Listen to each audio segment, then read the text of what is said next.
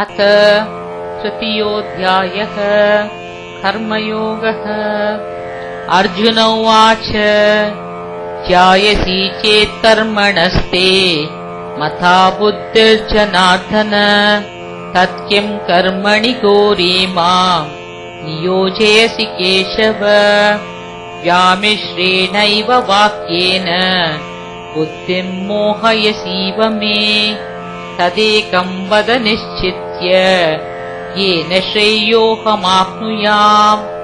श्रीभगवानुवाच लोकेऽस्मिन् द्विविधा निष्ठा पुरा प्रोक्ता मया नघ। ज्ञानयोगेन साङ्ख्यानाम् कर्मयोगेन योगिनाम्। न कर्मणामनारम्भान् नैष्कर्म्यम् पुरुषोऽश्नुते न च सन्न्यसनादेव सिद्धिं समधिगच्छति। न हि कश्चित् क्षणमपि जातु तिष्ठत्य कर्मकृत् कार्यते ह्यवशः कर्म सर्वप्रकृतिजैर्गुणैः। कर्मेन्द्रियाणि संयम्य य आस्ते मनसा स्मरन् इन्द्रियार्थान् विमूढात्मा मिथ्याचारः स उच्यते। यस्त्विन्द्रियाणि मनसा नियम्यारभतेऽर्जुन कर्मेन्द्रियै कर्मयोगम् असक्तः स विशिष्यते। नियतं कुरु कर्म त्वम् कर्मज्यायो ह्यकर्मणः शरीरयात्रापि च ते न प्रसिद्ध्येत कर्मणः। यज्ञार्थात् कर्मणोऽन्यत्र लोकोऽयं कर्मबन्धनः। तदर्थं कर्म कौन्तेयम् मुक्तसङ्गसमाचर। सह यज्ञा प्रजा सृष्ट्वा पुरोवाच प्रजापतिः अनेन प्रसविष्यत्वम् एष वोत्तिष्ठ कामदो। देवान् भावयतानेन ते देवा भावयन्तु वः। परस्परं भावयन्त श्रेयः परमवाप्स्यत। इष्टान् भोगान् हि वो देवा दास्यन्ते यज्ञभाविता। दैतत्तान प्रदायैभ्यो यो भुङ्क्तेस्तेन एव सः। यज्ञशिष्टाशिनः सन्तो मुच्यन्ते सर्वकिल्बिषैः। भुञ्जते ते त्वगम् पापा ये पचन्त्यात्मकारणात्। अन्नाद् भवन्ति भूतानि पर्जन्यादन्न सम्भवः। यज्ञाद् भवति पर्जन्यो यज्ञः कर्म समुद्भवम्। कर्म ब्रह्मोद्भवम् विद्धि ब्रह्माक्षरसमुद्भवम्। तस्मात् सर्वगतम् ब्रह्म नित्यम् यज्ञे प्रतिष्ठितम्। एवम् प्रवर्तितम् चक्रम् नानुवर्तयतीह यः। अधायुरिन्द्रया रामो मोघम् पार्थ स जीवति। यस्त्वात्मरतिरेव स्यात् आत्मतृप्तश्च मानवः। आत्मन्येव च सन्तुष्ट तस्य कार्यम् न विद्यते। नैव तस्य कृतेनार्तो नाकृतेनेह कश्चन। न चास्य सर्वभूतेषु कश्चिदर्थव्यपाश्रय। तस्मादसक्तः सततम् कार्यम् कर्म समाचर। असक्तो ह्याचरन् कर्म परमाप्नोति पूरुषः। कर्मणैव हि संसिद्धम् आस्थितां जनकादयः। लोकसङ्ग्रहमेवापि सम्पश्यन् कर्तुमर्हसि। यद्यदाचरति श्रेष्ठ तत्तदेवेतरो जनः।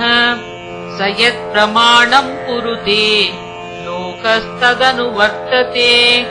न मे पार्थास्ति कर्तव्यम् त्रिषु लोकेषु किञ्चन। नानवाप्तमवाप्तव्यम् वर्त एव च कर्मणि। यदि ह्यहम् न वर्तेयम् जातु कर्मण्यतन्त्रितः। मम वर्त्मानुवर्तन्ते मनुष्या पार्थ सर्वशः उत्सीदेयुरिमे लोका न कुर्याम् कर्म चेदहम् शङ्करस्य च कर्ता स्याम् उपहन्यामि मा प्रजाः सक्ता कर्मण्य विद्वांसो यथा कुर्वन्ति भारत कुर्यात् विद्वांस्तथा सक्त चिकीर्षुर्लोकसङ्ग्रहम् न बुद्धिभेदम् जनयेत् अज्ञानाम् कर्मसङ्गिनाम् जोषयेत् सर्वकर्माणि विद्वान् युक्तः समाचरन् प्रकृते क्रियमाणानि गुणैः कर्माणि सर्वशः अहङ्कारविमूढात्मा कर्ताहमिति मन्यते तत्त्ववित्तु महाबाहो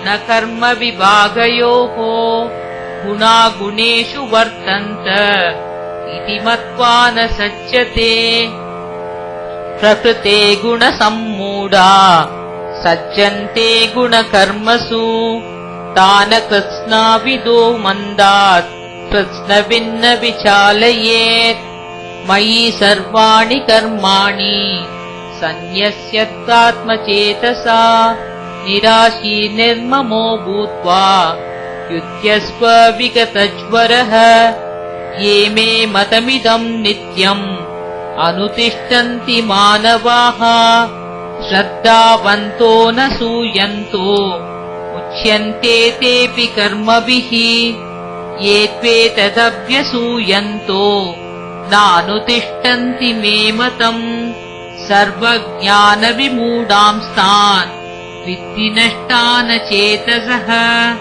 सदृशम् चेष्टते स्वस्य प्रकृते ज्ञानवानपि प्रकृतिम् यान्ति भूतानि निग्रह किम् करिष्यति इन्द्रियस्येन्द्रियस्यार्थे रागद्वेषौ व्यवस्थितौ तेयोर्न वशमागच्छेत् तौ ह्यस्य परिपन्थिनौ श्रेयान् स्वधर्मो विगुणः परधर्मात् स्वनुष्ठितात् स्वधर्मे निधनम् श्रेय परधर्मो भयावहः अर्जुन उवाच अथ केन प्रयुक्तोऽयम् पापम् चरति पूरुषः अनिच्छन्नपि वाष्णेय बलादिव नियोजितः श्रीभगवानुवाच काम एष क्रोध एष रजो गुणसमुद्भवः महाशनो महापाप्मा विद्येनम् इह वैरिणम् धूमेनाव्रियते वह्निर् यथादर्शो मलेन च यतोऽल्पेनावृतो गर्भ तथा तेन दमावृतम् आवृतम् ज्ञानमेतेन ज्ञानिनो नित्यवैरिणा कामरूपेण कौन्तेय दुष्पूरेणानलेन च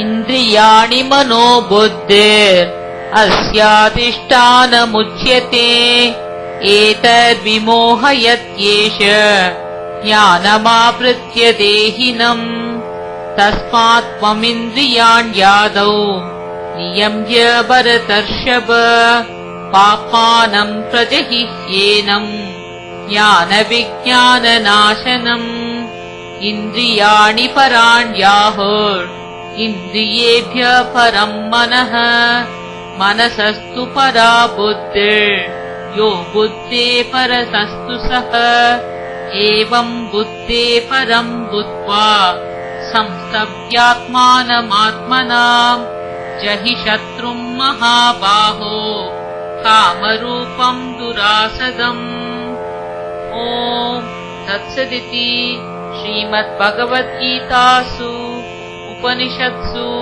ब्रह्मविद्यायाम् योगशास्त्रे श्रीकृष्णार्जुनसंवादे कर्मयोगो नाम तृतीयोऽध्यायः।